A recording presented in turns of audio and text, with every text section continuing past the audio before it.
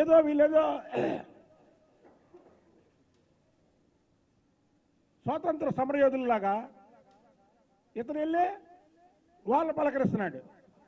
అసలు బుద్ధి ఉందా మీకు? మీకు బుద్ధి జ్ఞానం ఉందా? మళ్ళీ అదేంటంటే తెలుగుదేశం ప్రభుత్వం వచ్చిన తర్వాత ఈ దాడులు ఎక్కువైనాయి, ఇలా అరెస్టులు ఎక్కువైనాయి అన్నాడు.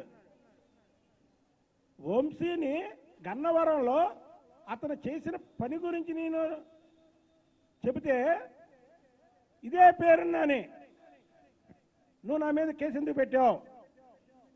నేను అవాలే చెప్పా, బిల్డప్ ఎక్కువ విషయం తక్కువ అని. వంశీ అనేవాడికి బిల్డప్ ఎక్కువ. 4-5 కార్లు ఏ సినిమాలో లాగా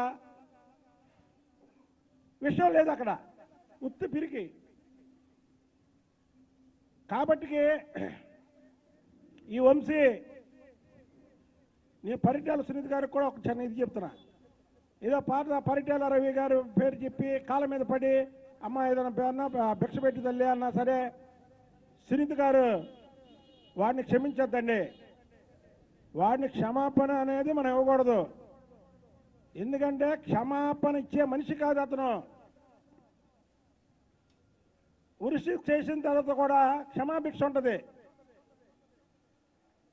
క్షమాభిక్షగా కూడా అర్హుడు కాదు ఈ వంశీ.